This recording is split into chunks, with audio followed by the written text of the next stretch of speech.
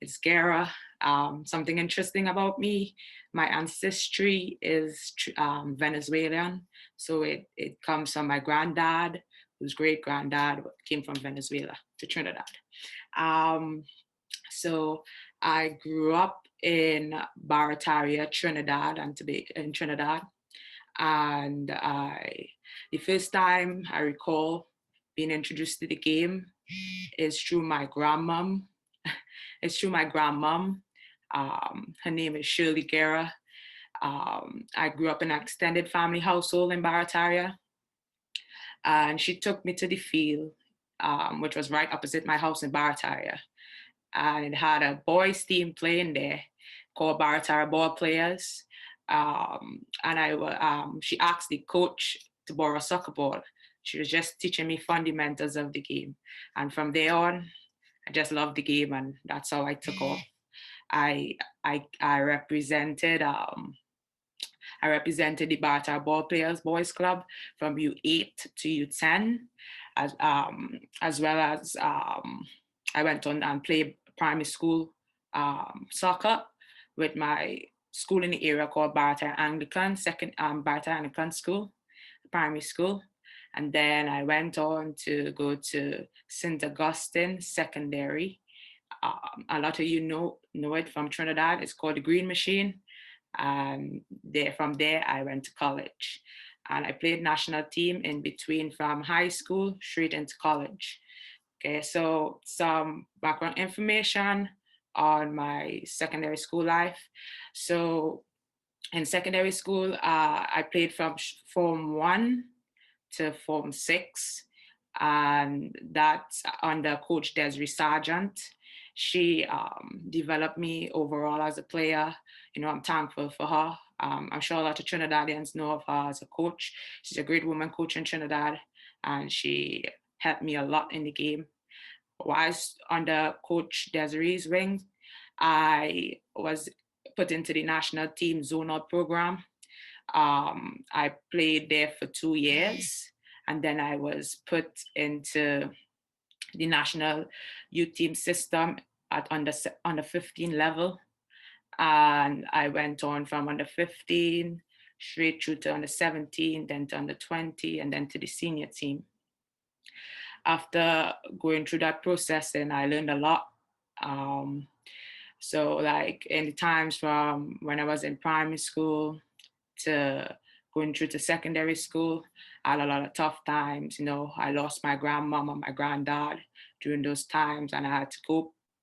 I learned to balance my school and soccer during those times.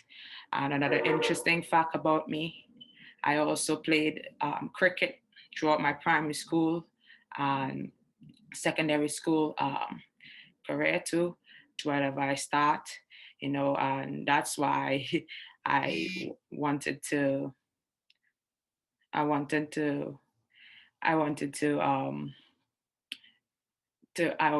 to complete secondary school and get my education and get my good grades.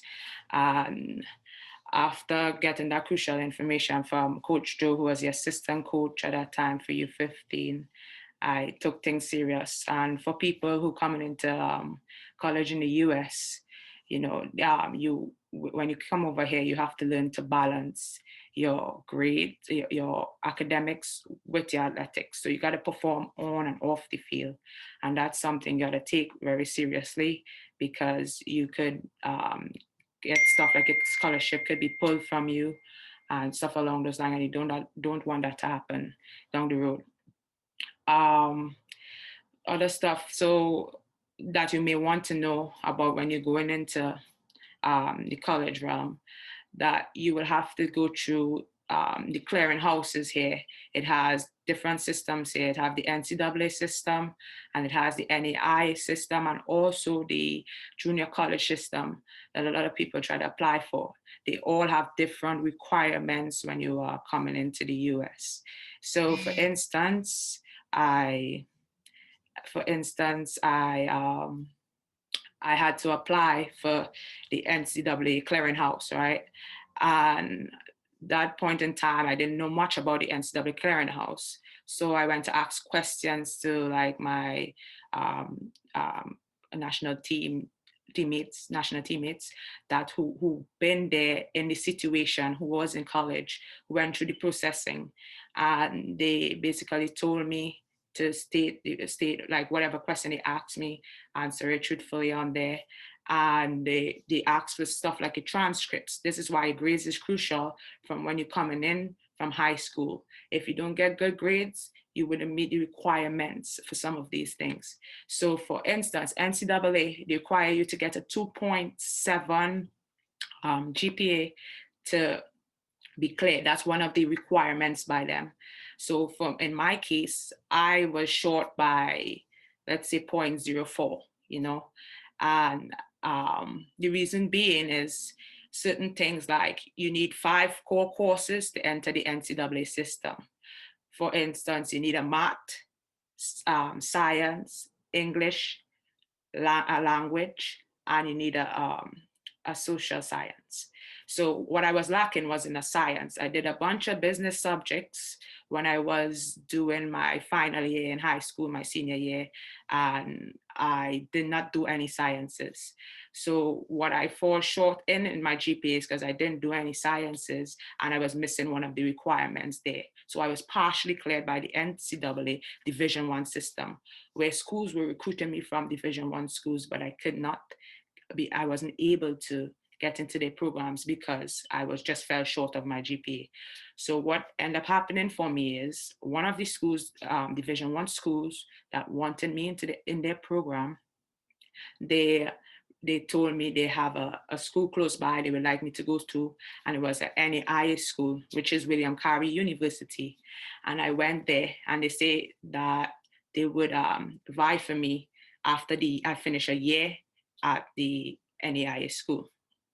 So I went to the NAIA school. I didn't just do the year, I ended up doing 2 years. This NAIA school, William Carey University, is like top 10 in the US in the women's soccer in NAIA. So I stayed there extra year because I knew that it was a great school and they had a great program and everything was going well there. And what I ended up doing eventually is I said I wanted to leave, and I had talks with the coaches, and I ended up getting released. And this is where I wanted to go and play a little high. I wanted to play in Division I NCAA. And my information was already in the portal. I had good grades. I kept good grades while I was in William Carey. And so I was able to transfer over into Division I school. So the crucial thing you got to know when you go into the college system within the US is you got to be able to keep your grades up, and you got to be able to perform on the field as well. So you got to start from early. You got to learn to do that while you're in high school. And even if you could from earlier, do it as well. You got to get support system. You got to have your family help you. You got to have your, like, even your, like people around you, like your coaches, like ask questions. This is another thing. You need to ask questions. You need to ask a lot of questions. So for me, I just went because my teammates on the national team, they knew a lot of information. I went to them and I asked them. If you don't ask the question, you will not know the answer.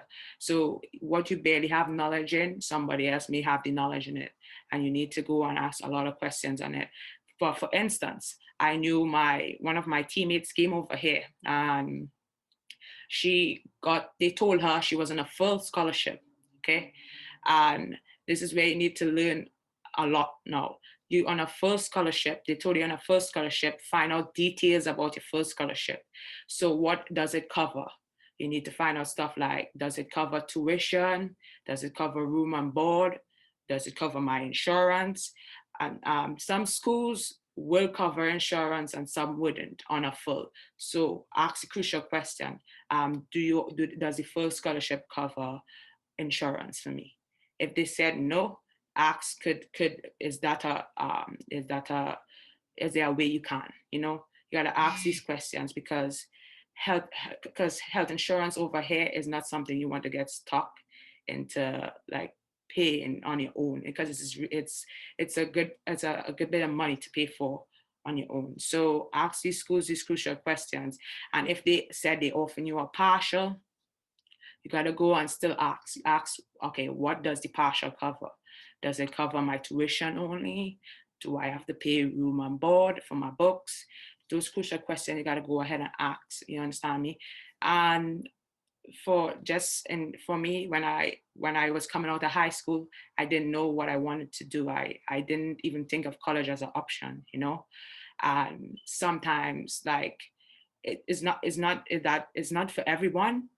But if you really want to do it, you got to find out information from early. You understand me? If you don't find out information from early, you will get stuck. You will get a lot of problems. So that's how it was kind of a smooth flowing process for me, because I found out information before I got over here about what goes on when I come over here.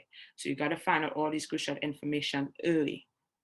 And another thing I think a lot of people need to do is, like, when you're talking to coaches, be straightforward. Be like, if the coach asks you, could you afford, could you afford this? And you can't say, no, I can't afford it. Like, be straight up and let the coach know. And if you are talking to, like, let's say you're talking to more than one schools, tell talk, like, a coach asks you am I are you talking to other schools? Let them know, yes, I'm talking to other schools.